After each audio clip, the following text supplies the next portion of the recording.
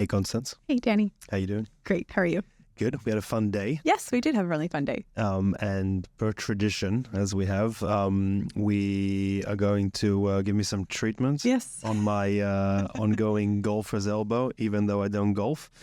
So what do we have today? What's on the menu? We have some cupping today. All right. All right. Should we do it? Should we Should do begin? it. Yes, some fire cupping, not just cupping, some fire cupping. So it's dangerous. So Yes, it's very dangerous. it's only, I should probably use this arm this time, but it's not my bad arm. Let's see if I can figure this out. Is it good? So is it beneficial to get fire cupping? Oh yeah. On a what is it, like inflamed tendon? Is it a tendon? Yeah, so it'd be like maybe like a tendonitis type of a presentation. As long as it's not like a brand new injury, then we're good to cup over it, because what we're doing is we're dispersing stagnation. And in Chinese medicine, we say there's stagnation of qi, which is like that life force, or there's stagnation of blood. And these two travel together in the body. And when there's an injury, then they can't flow freely. And that's where you get pain, and especially long-term type of a pain. So we want it to flow freely. Yes. When an injury hits. When something happens, then it causes stagnation. Stagnation of qi and blood. But there's the stagnation, because the stagnation, could it just mean any disruption in the flow of the qi? Yes. So any disruption will be counted as a stagnation. Yes. So many things can cause stagnation. So it's not just pain or trauma. It can be all sorts of causative factors. All right. Yeah. So but in terms of the injury itself, so once it's not a new injury, I'm still facing stagnation. Yes. But it's an okay time to start working on it and treating it, and maybe being a bit more aggressive with it. But if I came to you now in the beginning and I told you that I literally just injured myself yesterday, what would you say? Well, I have to take a look at the injury. So if it's a brand new injury, I want to be assessing you to make sure that you don't have a grade 3 muscle strain or a ligament strain or anything that would really prevent me from using cupping on you, because we don't want to cup over like an extreme injury. We want to let it heal a little bit first and then work on dispersing the stagnation out of it. So that brand new trauma is not what we want. But let's just say that, like this golfer's elbow, that usually comes up slowly and gradually over time. And so it's just like yesterday, let's say I just noticed it yesterday, then I would assess you. And likely you're not going to have redness, inflammation, swelling, edema, anything like that in the area that would be a concern. So we can start working on it right away. All right. And in this real case study that we're doing, yesterday we did some minor acupuncture. Minor acupuncture. So would you generally do that in terms maybe doing those together or back to back or session after session? Yes. Most treatments that I do combine acupuncture along with either cupping or gua sha. Even in the same session? Even in the same session. Oh, cool. And I learned something new today, that there's a technique of cupping where there is literally a acupuncture needle inside the cup, right? Yes, needle cupping. Very interesting. And what's the thought behind that? So the thought of that is that you're using an acupuncture needle to really disperse qi stagnation in the area. So that's where you're placing the needle to do it. And then the cup amplifies that effect. So you're having a really strong movement of qi and blood in the area due to both the needle as well as the cup. So when do you decide, because even today we went over cupping, fire cupping specifically, about 7 different techniques of cupping. So how do you decide when someone walks in what type of technique to use with them? Yeah, that's a good question. You really have to use your clinical observation skills as a clinician to determine what is your client, what is their baseline constitution. So is someone very weak, frail, very deficient, recovering from surgery, recovering from illness, then you'd want to use cupping techniques which are more appropriate and more nourishing to that person. And then if someone has a really strong constitution, then you'd want to use perhaps more dispersing methods of cupping. And if someone has a really strong constitution and they're also in a lot of pain, then you can use even stronger methods. So every treatment is tailored to how your client walks through the door that day. So it's client-centric and it's based around the constitution of the client and not the pathology. Correct. That's interesting. Correct. Because, and again, correct me if I'm wrong, but from what I'm used to, first doctors or whoever's assessing anything that ever happened to me is first looking at the injury, the pathology, and then deciding what the treatment will be. Yes. And maybe they pay attention if it's a child versus adult. There's a big constitution difference.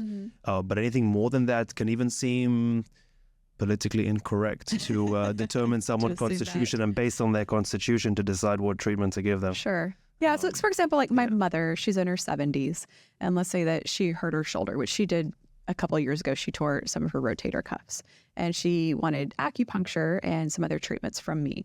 But my mother, so your mother was finally happy that you went to acupuncture. She's only happy that when she gets hurt, like then she's happy to use my skill set. But my mother is very thin and very frail, and she doesn't eat very much, and she doesn't sleep very much. And so for me to go and then treat her with a really strong needling technique or really strong cupping technique, that's not going to do her any good. That's going to deplete her even more. So you always have to be cognizant of, yes, the quality of the illness that you're treating or the quality of the pathology, but more than that, the quality of the person's constitution. Very cool. So should we dive in and do some cupping? Whoever's only listening to this and not watching this, we recommend you turn on the video because... Can I move this out of the way real quick? Yeah. And I'll narrate what's going on here. This should be pretty cool to watch. So we have a cotton bud? A cotton ball dipped in alcohol, pure alcohol, not for drinking purposes, for lighting fire purposes. And we have some coconut oil going on the on my skin, right around my golfer's elbow. Fire is lit. The cotton ball with the fire went into the bamboo cup. So yes, So now I have a bamboo cup on my affected area around my elbow. We're being very traditional here. So this is the traditional method of fire cupping would be in this bamboo cup, and this would be traditional to ancient Asia. Would be these bamboo, and I talked about that a little bit today. Is that I don't love the bamboo in general because I can't see what's happening with your skin, right? So from like a glass cup, I would be able to see the color change in the skin. I would be able to really ascertain exactly what's happening there. With bamboo, I just sort of have to hope what is happening is happening. So with the glass, when you're evaluating an ongoing treatment, what sort of things are you looking for? I'm looking for color change, first and foremost. So I'm looking to see, does the skin change? Am I getting redness, maybe some darkness, and maybe some dark purple? Maybe you get the petechiae, the Sha. So sometimes it shows up as spots under the skin. And then I know that I'm not over cupping someone. I'm not leaving the cup on for too long. And I know when it's time to end the treatment appropriately. Based on if it gets maybe too dark. Yep, exactly. And also when placing a cup, obviously now we cannot see it. Would the color also determine when the cup will go off? Yes. The affected area? Yes. Very cool. And then, so if we go through, we went through 7 different techniques today. So we went through 7, but are there more than the 7? 7 are the basis, the standard. Yeah, the basis for cupping. So, do you want to list them, or I can try? Let's see how well you pay attention. Yeah, I'll go from the end. We had the water cupping, right? Yeah. Which got a little bit messy, but looked cool. Yeah, water cupping's always messy. We had the wet cupping, which was there we go. All right. That happens. Could that be? It's probably, I guess, because of the area. Yeah, elbows and knees are tough to cut. Stuff. Do you want it back on? That's all right. I can. Can we see what it? Can we get a glass one as well and see what that looks like? Maybe a small glass one. Cool. So there was the blood one, the wet cupping, which was not that messy. Surprisingly, we were expecting it to be a bit messy and gush blood everywhere. Like a sprinkler, it's not. But it wasn't. Yeah. But it kind of is for a second inside the cup. Yes. Which was pretty cool to see. Yep. So that's number 2. Number 3, we had the. Wow, that's it. Moxa. That's a difficult one.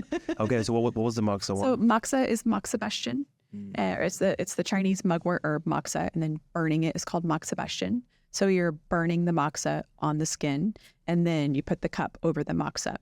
And moxa is warm. It's a warming technique. And then by putting the warm cup over it, you're really amplifying the warmth.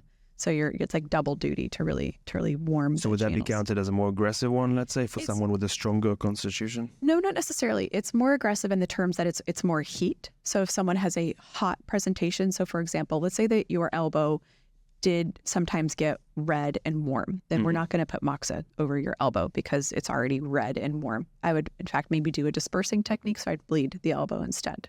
But let's say that you have... Because the bleeding will release some of the heat? The heat, the stagnant heat. But some people have pain that's worse with cold. Like if it's a cold day, wintertime, their joints just tend to feel a lot worse. And that's where moxa really comes into play. It's really helpful. Very interesting. Also, people that maybe underwent different surgeries or have different screws and stuff, and then always also complain, I know, in the winters of cold. Yes. So is that something that you also maybe would use some moxa or some heat in the area? Absolutely.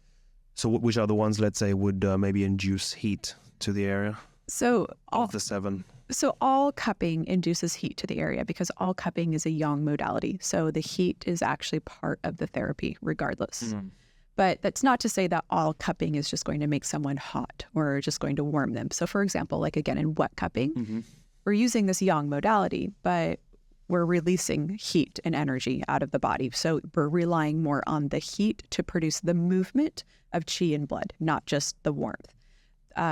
With the moxa, it's going to really produce a lot of warmth. So we can treat a lot of internal things like poor digestion or just in general like coldness in the body. If you know someone who's just always cold no matter what, then that would be a really appropriate combination would be the moxa as well as the cupping.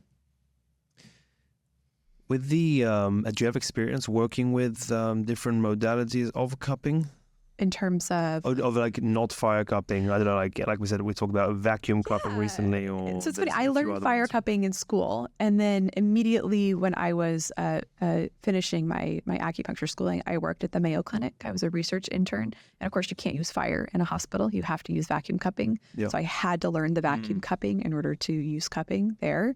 And so it was a little bit of a learning curve because I didn't have anyone to teach me. I kind of had to learn it myself in order to use it there. But fire cupping is the traditional choice. And if I had to choose one or the other, this is just probably the one that I use most often. Yep. So that tends to be my go-to. And you said it's part of what you studied in acupuncture school. But you did mention earlier as well that there's a few like basis points of traditional Chinese medicine, and then cupping came later, or was it one of the foundation modalities? Cupping came later. So traditionally acupuncture, bleeding, Moxa, Bastion, and herbal medicine were the foundational, what we would say like appeared in the ancient Chinese texts first. Yeah. And then things like Gua Sha and cupping, these were modalities which were a little bit more of like folk remedies, folk treatments. And then those became sort of like from the ground up, then systematized and brought into traditional Chinese medicine. And acupuncture was one of the first ones as well. Now, speaking of acupuncture, and we also we mentioned how like acupressure is pretty much follows the same guidelines of acupuncture without penetrating the skin. But is that also, was it practiced in ancient times, Asia, China, acupressure? Because acupuncture just seems less accessible, more complicated, and more dangerous, at least on the surface.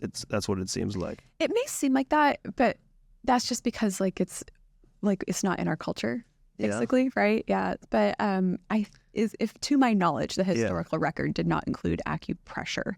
It was the puncture. It was the puncture that did something specifically. That's so interesting. And do you practice though acupressure at times? I do, yeah. So I like to usually give people like some acupressure points to take home. So it helps homework for the patient. Homework, yeah. It helps to extend sort of the goodness of their treatment.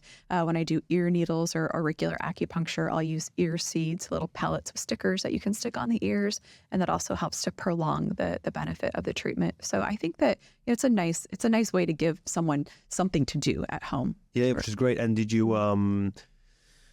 maybe easier than giving someone like exercises to do something.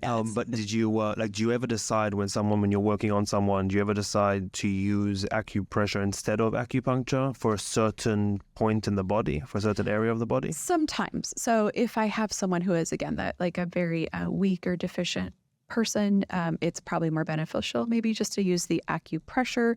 Maybe someone is terrified of needles. I've come across that quite a bit. People that don't want needles whatsoever.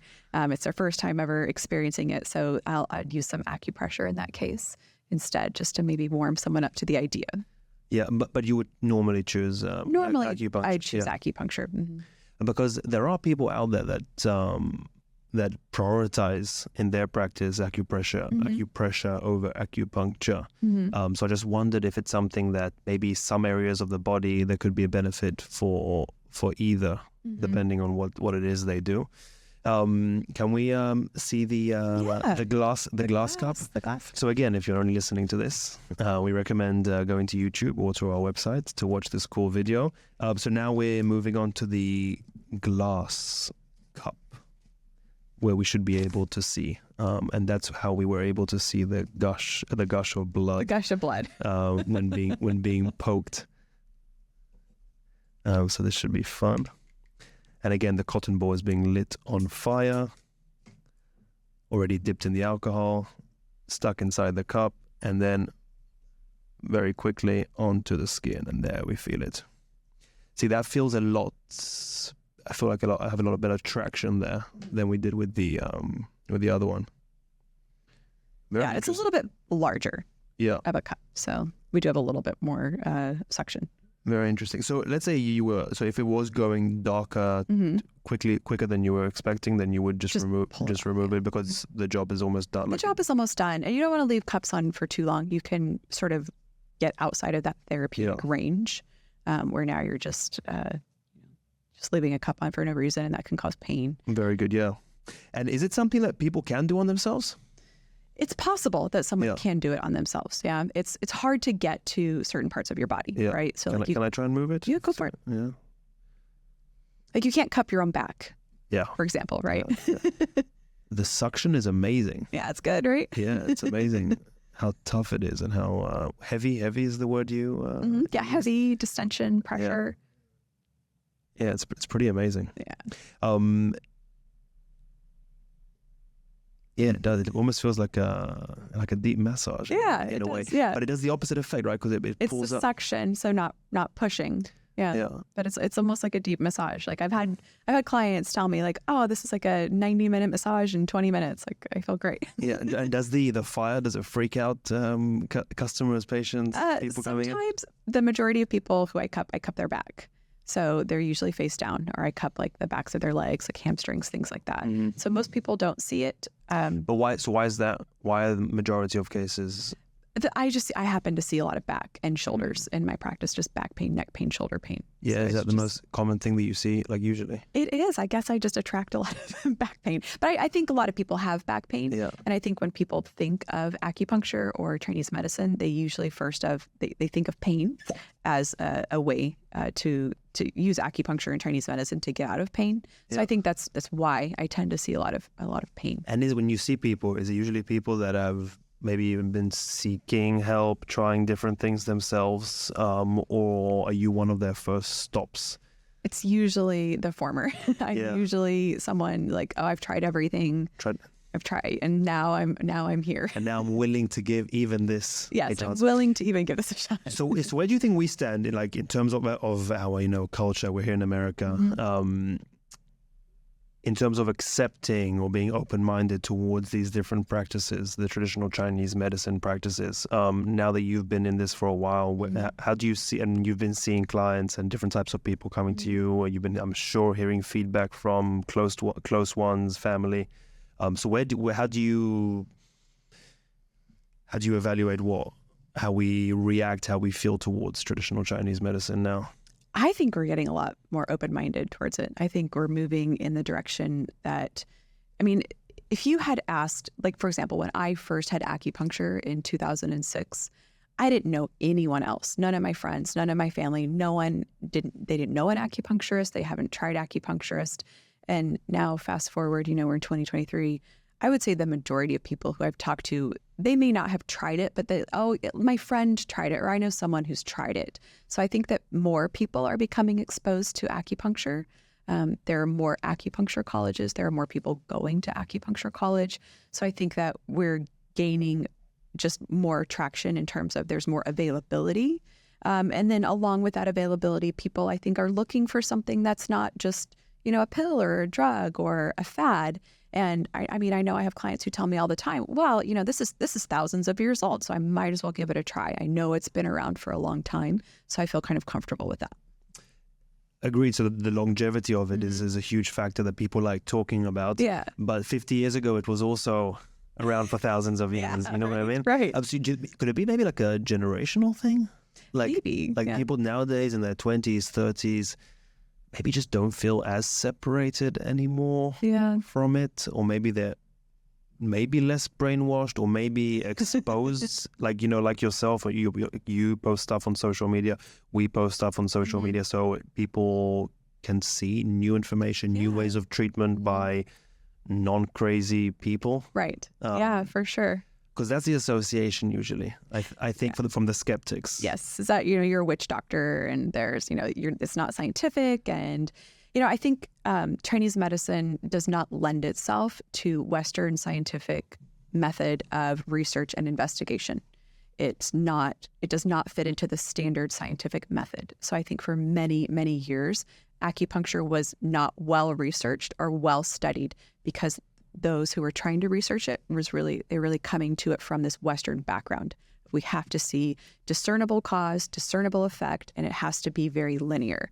But Chinese medicine is not linear. Like traditional medicine is very causative, and you have a web of causality, and you have an account that everyone is different. So you have different people, you have different constitutions, you have different disease states. So it's more of a black box, and that doesn't lend itself well to a scientific or rigorous scientific investigation.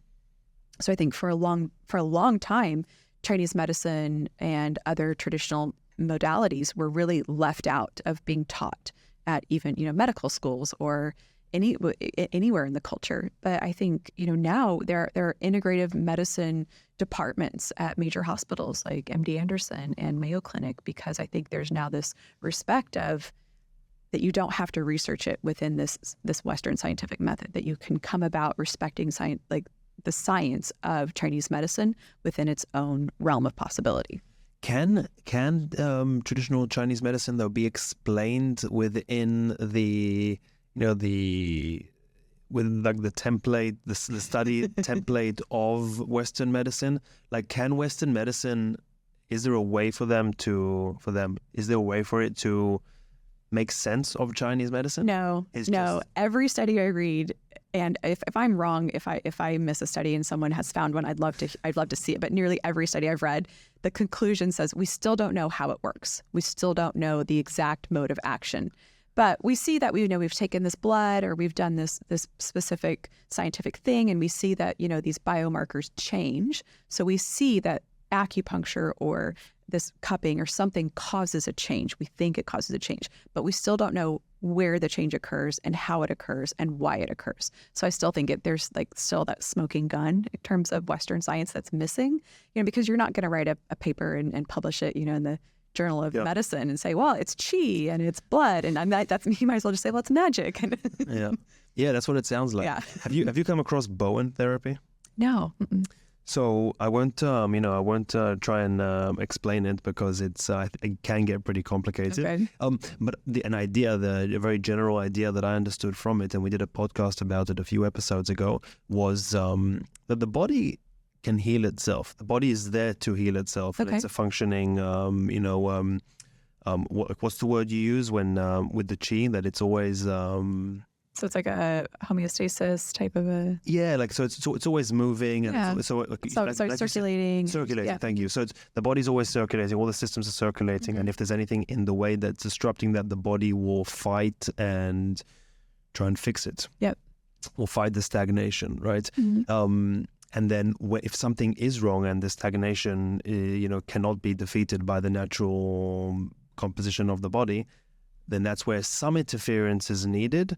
but very, very, very, like Bowen is, it's very non-invasive. It's like, touching ligaments, moving tiny bits of, things out the way to like almost open those passages so that the body can just keep circulating and keep fixing itself. Is that how you kind of see the body as well? Yeah, it's definitely. We've spoken previously about how Chinese medicine really is its idea. Its very core is preventative, right? So we're always working to prevent future problems from arising before it comes about. So we're always working to harmonize and balance the body, and it's respecting the fact that the body has this capability of producing homeostasis. So the body naturally wants to be in balance, but we have lifestyles and we live lives and we eat food and we do things that can throw the body off balance.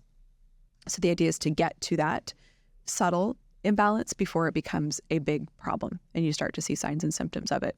But when you encounter that big imbalance, it takes some time to like chip that away, right? And then you can start to really pull that out, and then the body will naturally go back to its zero state, really. At its zero state, is it way more powerful than we would like to believe or that we could ever imagine? I think so. I don't have any evidence of it. See, that's my scientific mind talking. I have any evidence of it. Yeah. We were talking yesterday also about acupuncture specifically, and we're talking about these different acupuncture points. And I asked you if,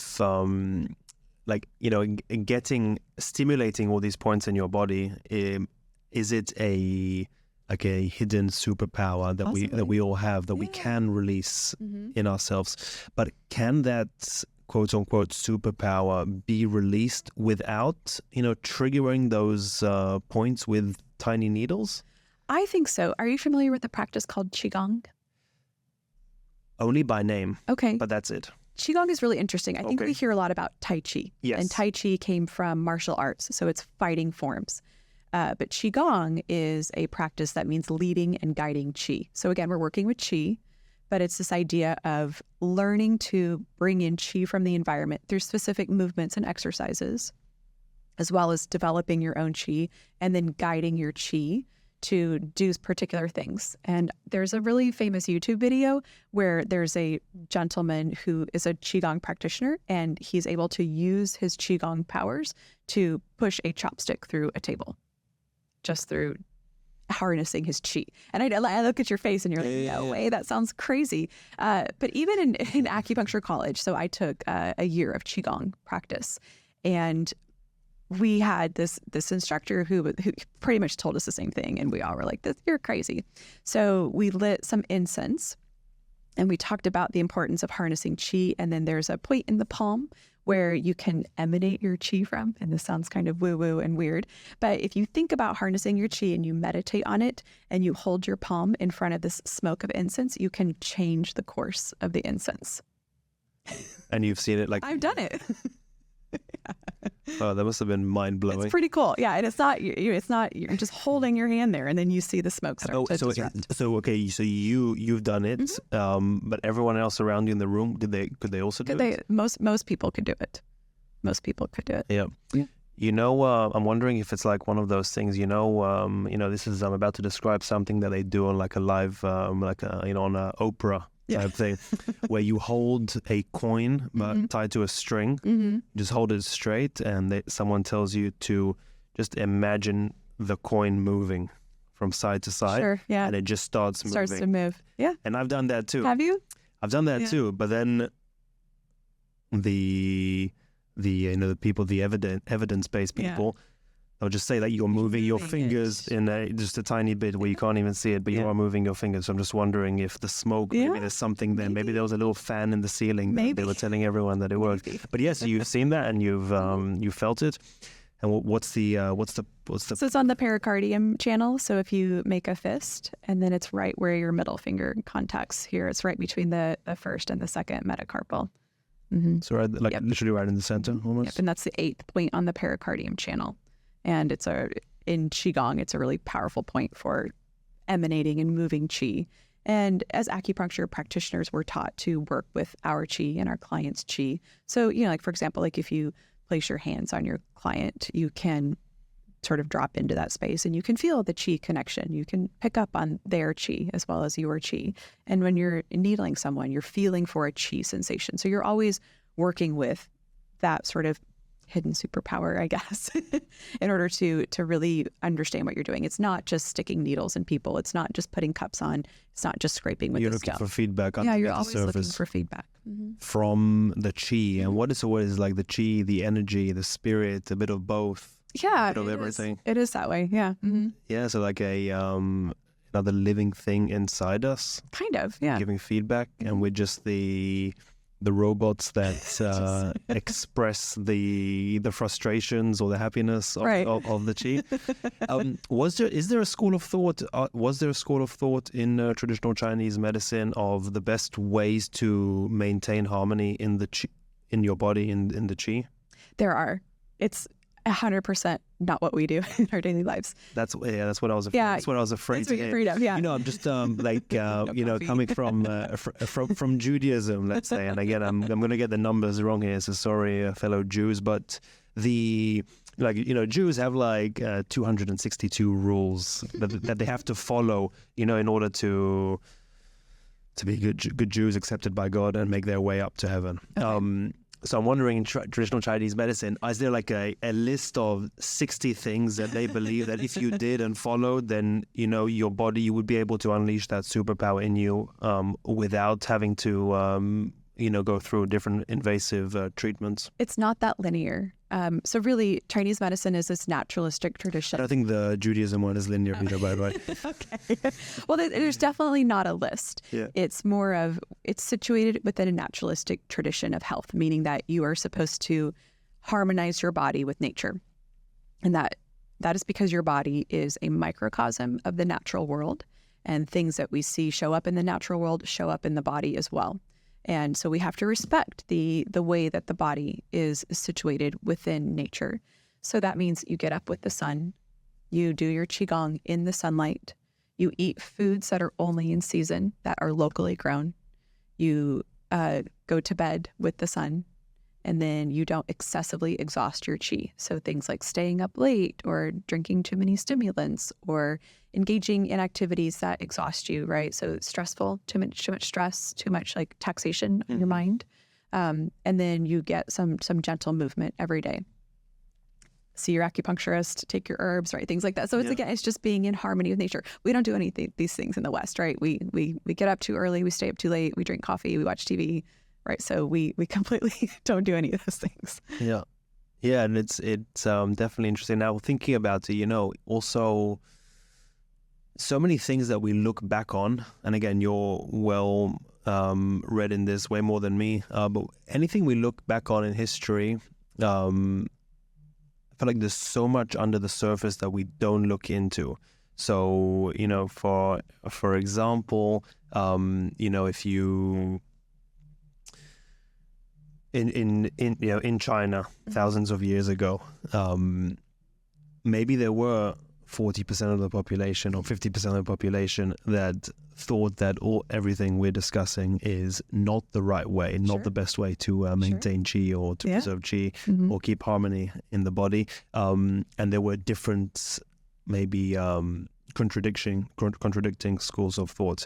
Is there discussion over that? Do people bring that up? Is there different maybe sects of traditional Chinese medicine that do clash to some degree? There are different sects. They don't necessarily clash. So I've spoken at length about what is traditional Chinese medicine, but there are other varying schools of thought. So for example, 5-element view of Chinese medicine. But again, we're looking at harmonizing with nature. I think the theoretical underpinning of nearly all ancient Asian medicine is harmonizing with nature.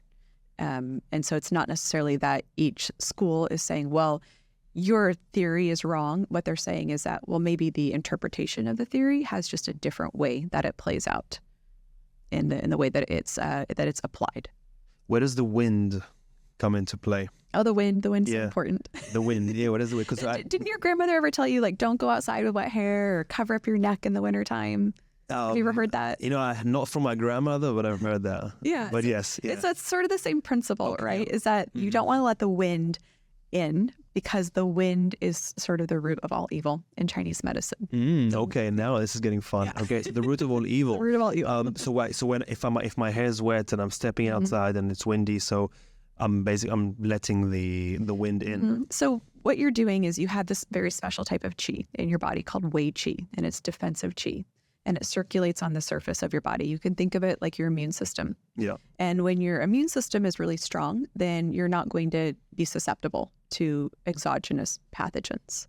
But if you start to chip away at that immune system by doing things like getting up too early and staying up too late and not eating a proper diet, and then you go outside with wet hair and now you're dampness, and then it's cold, and then you also are exposed to the wind, that wei qi is going to start to lose its effective power.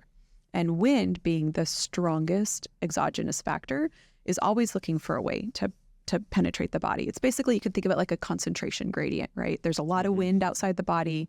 There's not that much wind inside the body. And so the wind is always looking for a way to get in.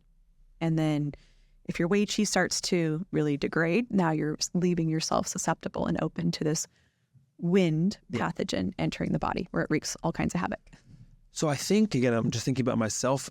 I would say I know when I wake up in the morning whether my guard is down or not. Yeah. I'm assuming you kind of know as well. Yeah. A lot of us do know, but I think a lot don't know. So is there a way for people to I think people don't know because maybe people that are maybe less self-conscious, maybe people that are less aware of importance of health or activity or anything like that. Just, I think a lot of people just, get on with their day every day. Like I know, everyone knows people that, like if I ate pizza last night, I would feel guilty immediately. Some people don't, but I feel guilty because I kind of know that a certain action like eating pizza or doing something or staying up late at night or whatever it is, it will affect my guard. What is it? The wei qi? Your wei qi. Yeah, the wei qi. But also in Western science, there is a layer, right, that protects us from the wind. Yeah. There's a name for it though. No, do you? Well, like your skin. Right? No, but like an extra layer. That's why, like when they say like it's way colder outside when it's a bit windy because the wind can break that. No, I'm not familiar with the term. All right, yes. Interesting. That's all right. I'll skip that one. But is there a way for people to self-evaluate their qi and be able to kind of understand when to take a step back and go back to the basics so that they can maybe recharge their wei qi a little bit? I don't think that people naturally want to do that. We live in such a fast-paced world that if you are going to be someone who was like, oh, I just woke up, I'm not really feeling my best today, I need to guard my qi, I'm going to take it easy, you might lose your job, or you're not going to be the best, or you might lose. Like, I think we have such a type A society that it's really hard to get people out of that until they have a major break where there's something really major that happens that causes them to be like, oh, I guess I really do need to pay attention. But I'm assuming like a few weeks of exposure to the wind, the evils of the wind, a few months, a few years, eventually it will lead to just that.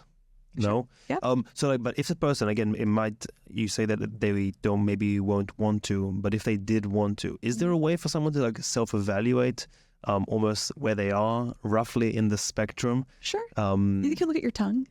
So is that a way? Like tongue reading is a way, and is that so you can read your own tongue if you're looking in the mirror? Mm-hmm. And pulsing is another one? Or? It's really tough to do your own pulse diagnosis. It's extraordinarily difficult to do your own pulse diagnosis. But if you could hypothetically, teach your partner, let's say, to pulse read, then you could pulse read each other. And absolutely. Almost like have an idea when something when your guard is down. When something's coming. When something, Yep. Yeah, it's also, I should mention, it's not just the case that wind will just get you over time. It's also the case that sometimes the pathogen is just so strong, it's going to overcome strong wei qi. Like, have you known people who are ordinarily healthy and they come down with a cold or a flu? Yeah. It's just because the pathogen was just strong and it just happened to penetrate. So it's always this push-pull, right? So the wei qi can also be really strong, and then you can still have the wind invasion. But if the qi in and of itself is also really strong, then we can use our tools, acupuncture, cupping, things like that, and that will just help the pathogen expel faster, and someone will feel better faster. I'm really interested in the self treatment when it comes to Chinese medicine. Sure. Again, not taking away from any. I still recommend going to see you and people like yourself. And I honestly believe that, like most things, people won't take the time to do these things on themselves, even if they hypothetically could.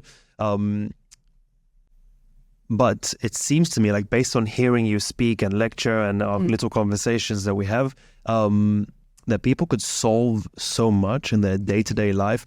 Like for me and people I know as well, waking up in the morning with an itchy throat or a runny nose or an eye infection, it just kills the momentum of your week. It kills the momentum of everything.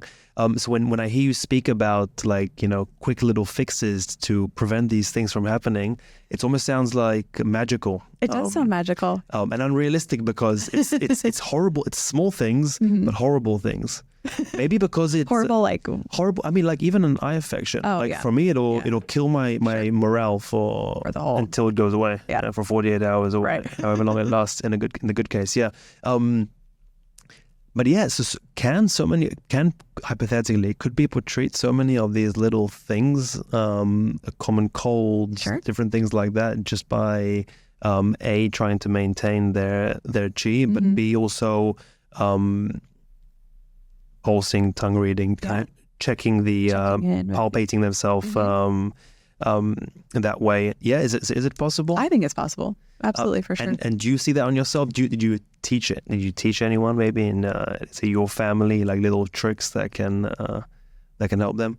Well, I'm always checking in with my husband, right? And the minute he's like, "Oh, my throat hurts" or something like that, or my neck hurts, I'm like, "Come here, we're doing some Gua Sha. We're just doing it right now. We're going to get this done and over with, and then you're just going to feel better, right?" But I would also do. And does it usually work? It usually works. Yeah.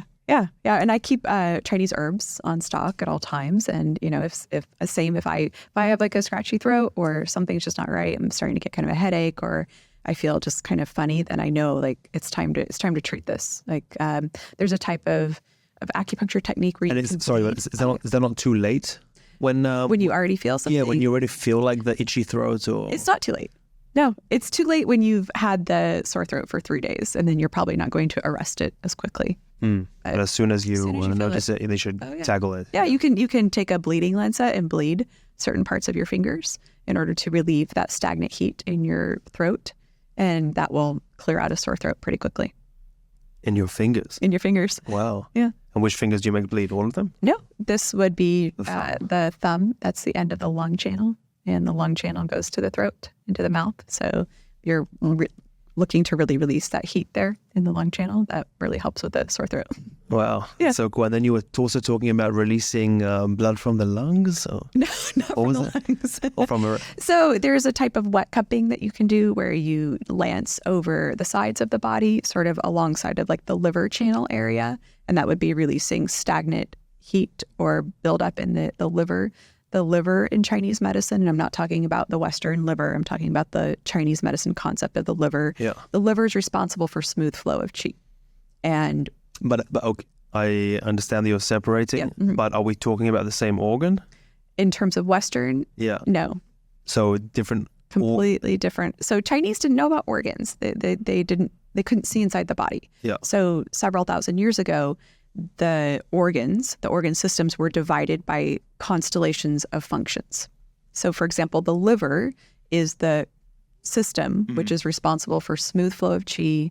It's responsible for blood in the body. So it still has what we consider Western functions. So not necessarily the organ that sits in your body. Okay. Yeah. None of Chinese medicine deals with that organ because it just wasn't part of the initial context of the medicine. Yeah. So you'd be working on releasing that stagnant blood through the liver channel. And then thereby, the liver is very sensitive to stagnation because the liver smooths out the flow of qi and blood. And then if that becomes stagnant, the liver doesn't like stress, it doesn't like heat, it doesn't like all these other things that stagnate. And so you can lance over that area, put some cups on it, and cause an intentional bloodletting. But it's not venipuncture, it's just a little bit, maybe a half ounce of blood. Then that helps to relieve the stagnation in the channel. It does kind of make sense that letting out some blood can almost be like a chimney, just trying to release pressure release. Like a pressure release. But I can also see how like someone might just look at it and faint. And I'm sure you've dealt with patients maybe that have asked not to bleed or are afraid of a needle. I have never had someone say don't do wet cupping on me. I usually do not do that on someone's first visit. Yeah, not to scare them off. I've had people on their first visit who perhaps like because of this folk tradition, maybe their grandmother did wet cupping on them when they were a child and they've asked me for it, but they're not a good candidate. So I've told people no on their first visit. But wet cupping, it's not venipuncture. I think in this Western tradition, we think of, old time, 1700s doctor who's just lancing open a vein and bowls of blood are coming out to the point where someone's almost dying. But that's not it. We're talking about just a very superficial level. Yeah. Because also like in regular blood tests, it's amazing how much blood just instantly comes out. Yes. But they obviously puncture a vein. A vein. Yeah. Mm-hmm.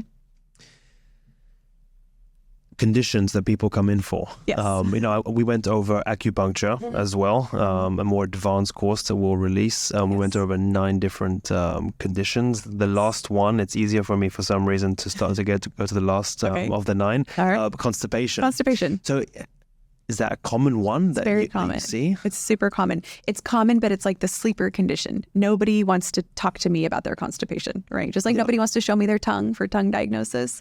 People are embarrassed to talk about constipation. Like the predominant things I see in the clinic are pain, back pain, neck pain, shoulder pain, headaches, and then followed by things like sleep, stress, and anxiety. But I do a full body intake, so a total systems review, and I always ask about digestion. And it's very, very common that people say, oh yeah, I have one bowel movement a week or maybe like one every 10 days. And they're like, but I'm here for my knee. And I'm like, okay, but we can address both of those. And that's why I really appreciate Chinese medicine and acupuncture because it's a total body treatment. And you can use acupuncture to relieve constipation without drugs, without chemicals, without side effects. And I know it's embarrassing. Nobody wants to talk about it. But by, I think, asking the question, you can really ascertain the condition, and then you can use your tools, and you can really help a lot of people.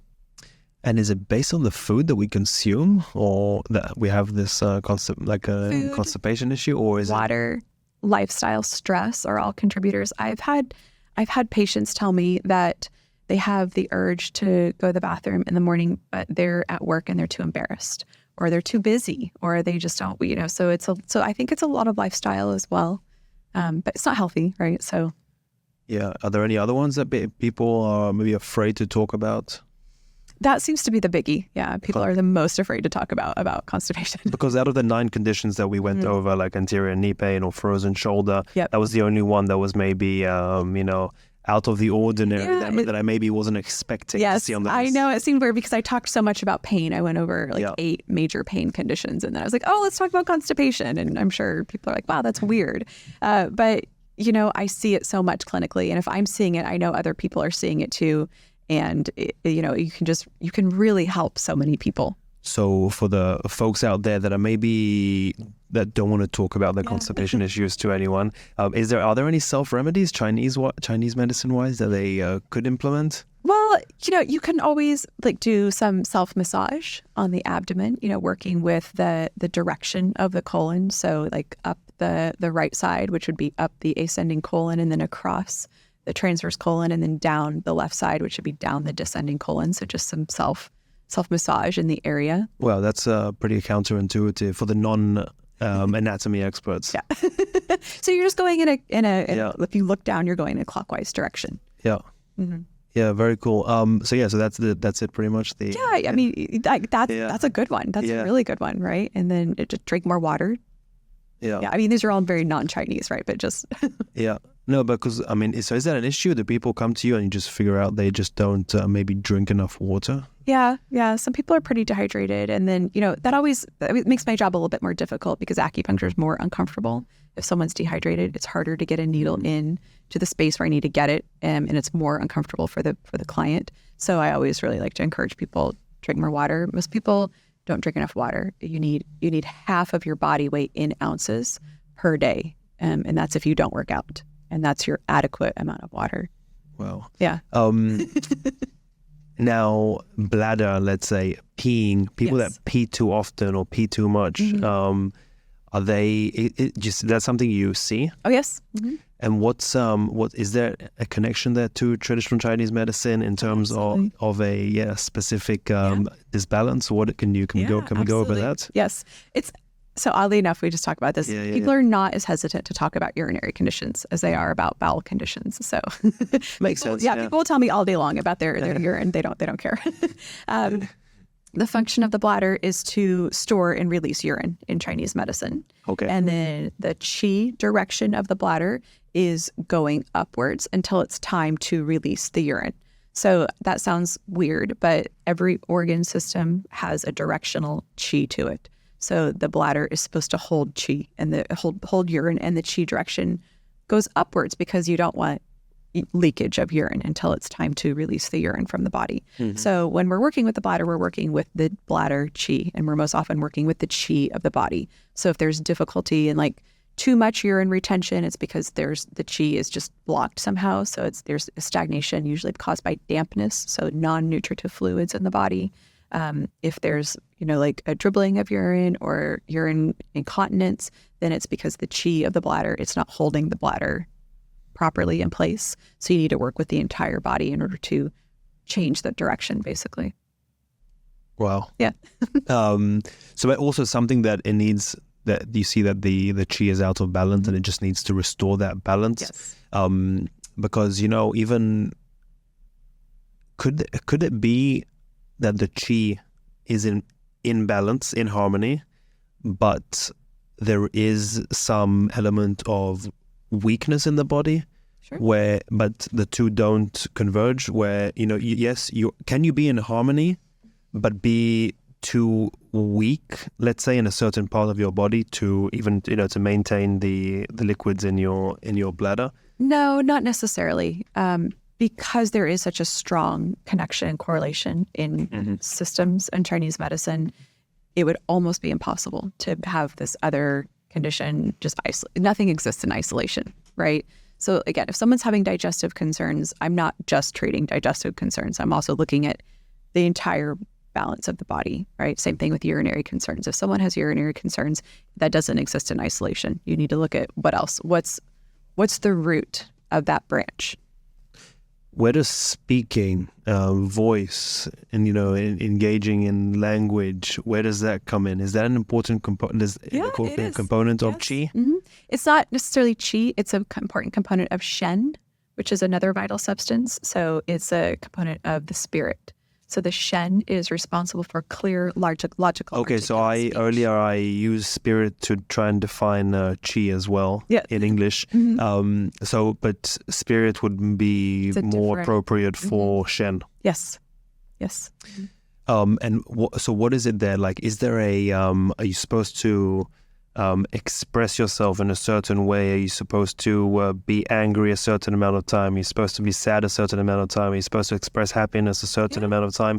But is almost like the seasons, should you be allocating an equivalent amount of each all the time? So what is the importance of that element, and how should one work it for ideal Shen? It's not the idea that there's an X amount of time. Like I get 15 minutes to be sad. I get 15 minutes to be happy. We're all 8 times. We need time. Right. I need to know these are my boundaries. It's more of creating an appropriate balance. So for example, anger or irritability is the emotion that's associated with the liver or the wood element, if we're looking at 5-element theory. And in the West, we think of anger as sort of this bad thing, anger management. And, we're very worried about people being too angry. Yeah. But anger in Chinese medicine is it's your indication that the smooth flow of qi is interrupted somehow. So if you're feeling that you're easily irritated, you're easily angered, you're just easily set off, all that should be is a signal to you that something is blocking your qi. So it's not good or bad, it's a signal. And the same thing with sadness or grief. It's if you're feeling sad or you're feeling grief, it's okay to have that time of letting go, of releasing whatever emotion it was that you're feeling sad about, or whatever thing it was that you're being sad about. But what we don't want in Chinese medicine, that's where it gets to be the pathology, is where it gets stuck. And you're just constantly holding on to that grief or anger or anxiety. And it's always the thing that crops up. Even if it crops up repetitively with breaks in the middle, if it's like a continuous thing of you feeling anger, Sure. then that would indicate that there's some blockage in the qi. If it keeps going, or is it the qi or the Shen? It's qi, yeah, but that which impacts the Shen, right? Okay. Yeah. So I ask people, I was like, what emotion are you most prone to? Are you prone to anger, sadness, grief, irritability, worry, anxiety, or maybe too much joy? And joy is always the one that gets people, because they're like, too much joy, how can I be too happy? But there's a pathology of joy. If you, let's say you have to like jump off of buildings or base jump or something in order to feel any sort of joy in your life, you just can't sit next to your partner and watch a movie or read a book in order to feel content, then that's a pathology of joy as well. Interesting. So like you need more to stimulate to be content. An adrenaline junkie, right? Yeah. So how does one find that balance though? How do you know what your balance is when you feel content for a prolonged amount of time? That would be a good indicator, I would assume. But on a daily basis, it's very hard to judge if you're acting in the right ways to, again, satisfy the Shen. If we look at irritability, you mentioned. So would you work with someone on their, talk about their actions and how they express themselves, how they do not express themselves, or are you working on their body on ways that have nothing to do with the speech, but as a result of working on the body, it'll hopefully help the thought behind the speech of that person? Do you see what I'm saying? I'm working on the body, so I'm not counseling necessarily, right? Yeah. But by doing the body work, right? By doing the acupuncture, by doing cupping, by doing modalities that I work with, you can influence these. And one I see most often is worry, overthinking, right? Okay, yeah. And it's a good one. I think that people do know that they spend a lot of time in these states, right? Because people answer me pretty quickly when I say, what emotion are you prone to? And as soon as I say worry, and someone's a worrier, oh yeah, I worry. People know that they do this, that they tend to have this rumination. So by working with, your acupuncture, your cupping, your herbs, dietary, so often I talk about dietary changes or lifestyle changes as well, then that can reharmonize what's happening in both the body and the mind. It's not like Western concept where those are two discrete concepts. They're both part of the same concept. Yeah. But hoping that, because like if, let's say, qi is restored and I'm in harmony in my body, then by default, I'll be expressing myself in the right balance. Like my Shen will be expressing itself.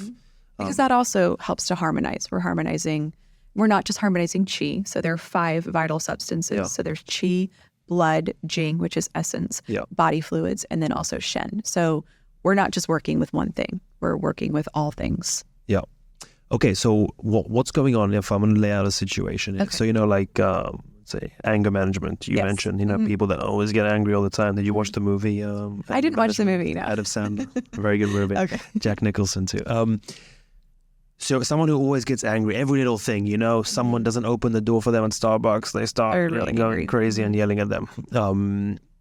So that person, again, what I would think is that person needs maybe to learn a bit more self-control. Sure. Understand that if someone doesn't open the door for them, it's okay. They can just move on with their lives and start exercising that self-control. And over time, they'll get less excited over those situations. And a few years later, maybe, or a few months, or whatever, however long it takes of practice, someone won't open the door and they'll just smile and keep walking.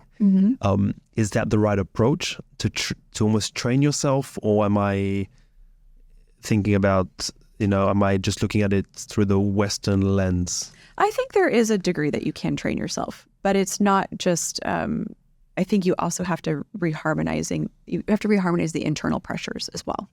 Right. So if someone is always prone to anger or irritability, there's likely a lot of internal disharmony, just internal imbalance, a lot of heat that's built up because in Chinese medicine, heat makes you irritable. and angry. No, if you think like you're outside on a really hot day, like no one's in a good mood, right? Nope. People are honking and, everyone's just hot and angry. Sticky. You're right. Yeah, exactly. So inside the body, you kind of have to address that first, because no matter how many times you tell someone, oh, just open up your app and just meditate, and, we are all together and I am you, and we are, they don't care if they're still having that internal disharmony going on. So I think you have to have both pieces of it. Because, again, the irritability. Yeah. Someone can get very irritated by trying to solve or listen to someone solving their irritability problem. Because it can be, and I'm being serious, like, because if someone comes to you, let's say, and they're obviously always irritated at everything. Yes.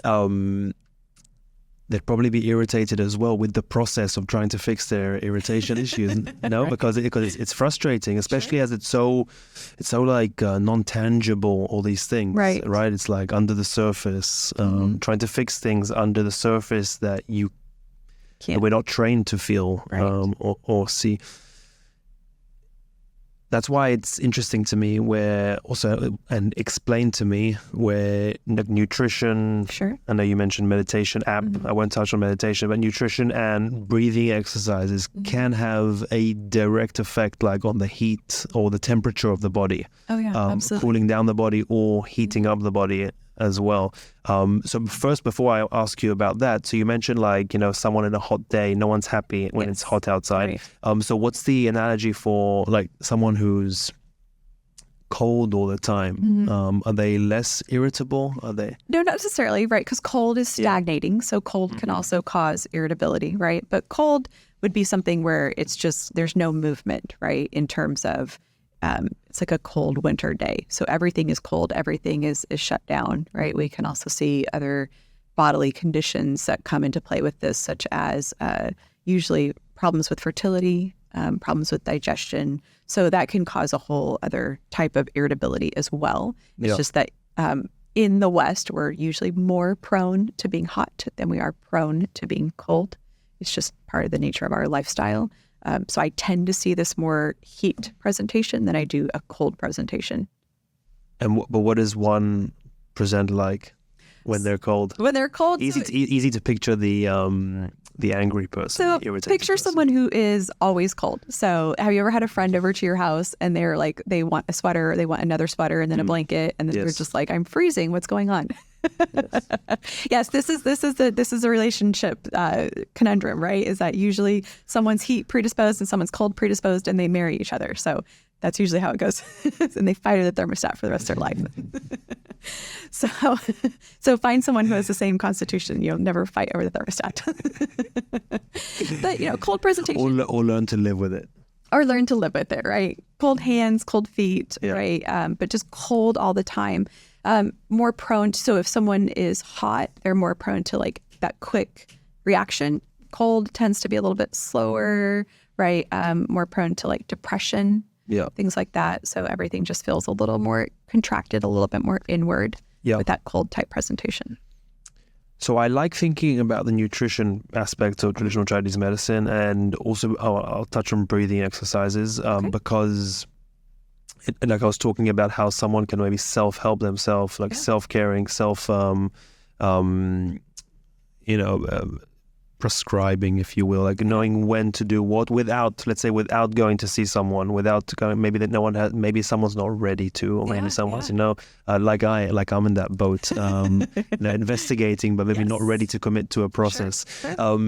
But I'll get there. But it seems interesting where, like, if you are, this is someone who's prone to heat, then choosing the right foods can help you. Absolutely. And just by like implementing something like that, have you seen people like really help themselves? Oh, absolutely. Yeah, for sure. And is there? I know. Again, I'm speaking through a like a Western, filter. But yeah, it's. Is there almost like a list of the yeses and the nos of like do's and don'ts? Yes, there are. Yes. So Chinese dietary therapy is in the same arm as Chinese herbal medicine. Chinese dietary therapy. Those are the terms that I was trying to express. Yeah. So it goes along with the assignment of qualities to particular foods. So just like if we're doing herbal medicine and I'm giving you a prescription of herbs, I'm giving you herbs that are, for example, if we've assigned that you have a hot, stagnant constitution, we're going to give you cooling and dispersing herbs. So we're going to do things that help cool you down and move the blockage. Yeah. Food in Chinese medicine it's basically herbs. It just works a little bit more slowly than herbs. So again, let's say we're working with someone who is that really hot, easily irritated type of constitution, and they're just always like red face, sweats easily, just very red ears, quick to fly off the handle. It's likely that if I looked at their diet with them, they may eat a lot of foods, which are warming type of foods. And that's inappropriate because it's just going to make them more warm. So there are categories of foods which have temperatures assigned to them. So they're kind of hot, cool, or neutral, so it's like a longest spectrum. Some foods are very hot, some foods are very cold, some are neutral right in the middle, and then we have... And they have nothing to do with our concept of hot and cold. Nothing to do with that. So you could eat something very hot. Yes. That could have a cooling effect on you. Yes, and you could pull a food out of the refrigerator and it's technically cold, but it's a warming food. Yeah, so it's counterintuitive. So we're not talking about something that you cook or heat up. We're not talking about something that you cool down and put in the ice box. Yeah. So for example, let's take a nice one is melon. Melons and cucumbers are cooling. And it doesn't matter if they're room temperature, you put them in the refrigerator. I mean, you probably don't want to cook a melon, but melons are cooling to the body because they generate yin fluids. They generate that, so it's sort of like that radiator fluid. They generate the fluid of the body. They also help to descend qi as well. Foods that are more warming would be things like pork or lamb are more warming than, say, like fish. Fish would be a cooling type of a food, as opposed to what we just mentioned. So yeah, foods definitely have an assignment of temperature and also qualities to them. Aromatic foods, so most herbs and spices. Have you ever taken a bite of something and you're like immediately like your sinuses kind of clear up? Yeah. Yeah. So like a ginger effect. Like a ginger effect. Yep. So that would be an aromatic type of food. Spicy food also helps it's aromatic, so it moves upward and outward, so it has a clearing effect. So is that a cooling or? No. So spicy is hot. So if someone's cold all the time, but they have a little bit of qi stagnation, you can prescribe them spicy food. But if someone's really hot and they have that qi stagnation, that spicy food's just going to make them hotter. And any spicy kind of, they all fall in the same category, like what we know as... Like pepper, spice. Yeah, ginger would be warming as well. Garlic is hot. Very interesting. Yes. And is there a thing in Chinese medicine about just drinking hot water? Warm water or room temperature water. So so what is that about? No, just because I have a not anymore, but an old friend from China. She wasn't Chinese, but she grew up in China, and she told me that they would boil water every night, let it sit for a few minutes, and just drink hot water. Which again doesn't sound so crazy if you put a tea bag inside, in it, right? But without a tea bag, it sounds a bit crazy. It does. But is that a thing? Yeah, it is a thing. So it's interesting you mentioned that. I went to acupuncture school with a lot of students from China. Yeah. And I had a lot of instructors who were also from China. And the thing... Have you been, by the way, to China? I've never been to China. No, I've never been to China. Me neither. No. Would love to go, though. Love to go, yeah. A thing that I heard very frequently from my colleagues is that they could not believe when they came to America how much ice cream Americans eat. And they were horrified by ice cream and ice in the drinks. They just couldn't. They thought that was like, you're just ruining your health. Really? That, yes. The health? Yes. See, I had the same when I moved to America. I had the same thought about ice, not ice cream. Yeah. But ice and drinks, I thought they were ruining the drink. Oh, really? Not the health. Okay. It's too much ice. Too much ice. But why? So why? I love ice in America. Yeah. So why does it? How does it affect your health? Like a lot of ice. So you can think of your digestive system, and this is the Chinese view. You can think of your digestive system like a skillet, and that's sitting over a fire. And that fire is your fundamental yang. It's your fundamental energy. It's your metabolic energy in the body. And this is a good analogy. And it's always like on a low. It's always on a low level, right? Okay. And that's what we want, right? Because that's what warms you, and it's responsible for all of the mechanisms in the body. Yeah. And a nice way to think about this is when you're cooking. Let's say you heat up your skillet on your stove, and it's nice and warm, and then you get out some vegetables from the refrigerator, and then you throw them in the pan. What happens? And then the pan cools down, right? So the pan has to cool down, and then it has to heat up in order to accommodate for the coldness of the vegetables before it can even begin to cook the vegetables. Does that kind of make sense? So yes, but I never thought about it that way. So the same thing happens in the body. If you eat always constantly these cold foods that are icy, ice cream, you're bogging down the system. So anytime that you eat something cold, then your metabolic fire has to kick up and work even harder in order to even like be able to cook that food before it can process it. So this is why, again, right? Like, so my Chinese colleagues were just like, oh, smoothies. Like, we can't believe you Americans. You get up in the morning and the first thing you do is have a cold smoothie. I can't believe you didn't tell me this the first time we talked. Sorry. See, now you know, right? So then they're like, and then you have a cold salad for lunch. And then you eat cold raw vegetables all day long. And then by 3:00, you have a stomach ache and your stomach's bloated and you have a belly ache because all you've been doing is throwing all this cold food into your stomach all day. Then by the time it's time for dinner, you're bloated, you're not even hungry, you don't feel good. But like if you had been eating like warming foods or drinking warm water throughout the day, then you'd feel better. I even had one of my friends in acupuncture school. She told me, she's like, the only way you should eat ice cream is if you drink ginger tea with it because you're offsetting the effect.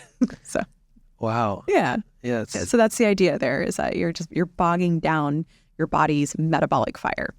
That's so interesting because even also, athletes, they like elite athletes won't drink cold water, like during competition. Like they always say, like Djokovic in tennis, room temperature water is like the coldest they'll drink. Yeah. I never understood it because, again, at the moment when it's hot and you're sweating, like the cold water just feels so good, right? Good, yeah.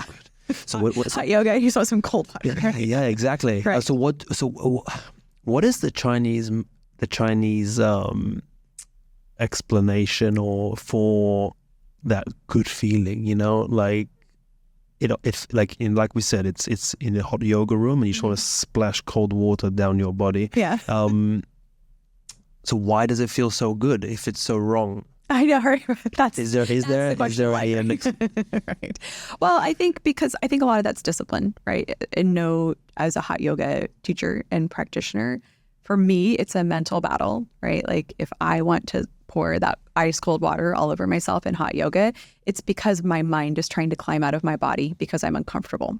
And that's why it feels good. But it doesn't really feel good, right? If I just drink a whole gallon of ice cold water, I'm going to have a stomach ache real soon. And brain freeze. Yes, and brain freeze. I'm not going to feel very good at all. So I think it's discipline, right? It's like your mind is trying to talk yourself out of an uncomfortable situation. That's just my opinion. Yeah. Okay.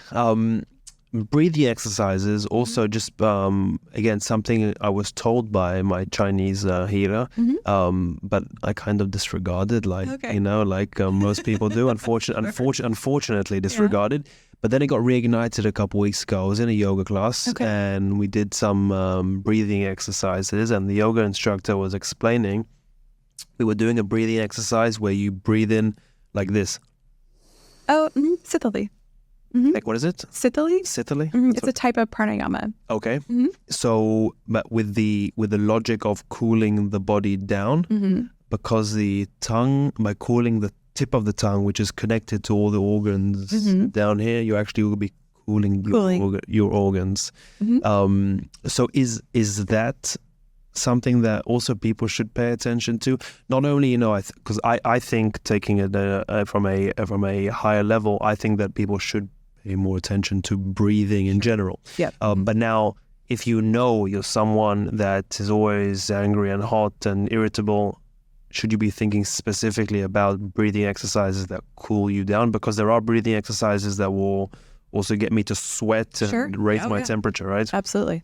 So is that something that people should be thinking about also in terms of trying to balance their chi? Yeah, I think you don't even have to go so far as to say cool you down. You could say just breathing exercises that that get your chi just to regulate or just are regulating or moving. And in yoga, we would call it pranayama, right? So just working with the prana or the life force or leading and guiding that. So it's going back to, it's a really similar concept to chi. So leading and guiding the chi. And you can do that by breathing. And I'll talk about this when we go over the anatomy course, but the respiratory system is amazing in that it's the only system in the body that you have both voluntary and involuntary control of it. So you can't control your heartbeat just by thinking about it. You can't control your digestive system just by thinking about it. But your breathing, your breathing happens all the time. So it keeps you alive when you're asleep, things like that. But you can control your breathing just by thinking about it. And you do it all the time when you speak or when you sing or when you play a musical instrument. You're always controlling your breathing. But intentional, mindful breath control definitely can impact other parts of your body. And it's the only one that we actually have absolute control over in that regard. Well, I can't wait to learn more about that. So again, take home points. Stop eating ice cream. Stop eating ice cream. Stop drinking ice in your drinks. Yeah. I'll definitely pay more attention to that. Absolutely. I never even thought about it, like how it could be even a not of benefit to me. Like, right. It almost seems so harmless. Totally. And it sounds healthy, right? What's healthier than a smoothie, a raw salad? It all sounds so good. Yeah. So you do want to, like, throughout the day, then I do want a balance of some heat in there. So even if it's like a couple cups of tea, maybe, different, just to create the balance. Ginger. If I know that I'm going to have a salad for lunch, a cold salad for lunch, then I should balance it out with something. Mm-hmm. But if the salad includes ginger in it, or if it includes jalapeno, something spicy, does that balance it out? It doesn't. No, it does. Yes, okay. It does. Mm-hmm. All right. Mm-hmm. But still, you should be aiming in Chinese medicine. You should be aiming for 70% of your food to be gently cooked and only 30% to be raw. And then the frozen, the ice cream, all of that should be none. Okay, gently cooked, but not burnt, not overcooked. Not fried. What I mean by that, so like steamed or gently cooked. Yeah, I see. Right, because when we think of Chinese food, it is very steamy, right? Yeah, it is steamed, right? Yeah. Cool. Well, thank you for teaching me a bunch of things. Thanks for helping me continue this journey of learning about my chi, my Shen, and hopefully more people out there are also learning. Hopefully we'll continue this trend of just being more open-minded and using, alternative therapies, because everyone has been to a doctor, everyone has sought treatment or therapy for something, and if they haven't, they're lucky, and they probably will soon. Sure. So I think it's good to be aware of these things. It's good to be aware. I like seeing the bleeding into a cup. Releasing some tension, releasing some something in the body. Again, feels like, I don't know the science behind it, but inside me I can't see it, but it feels refreshing in a way. Just like a good, massage session can also feel very, very refreshing. So thank you for educating me and everyone out there that's been listening. Thank you very much. This was episode 28, and you're the second guest of the podcast to attend for the second time. So nice. Maybe you'll be the first to attend for the third time. So we'll see. So I can't wait till the next time. Thank you so much, Shani. And thank you very much. I appreciate it. If you liked this video and you want to see more, make sure to subscribe below and don't forget to hit the notification button.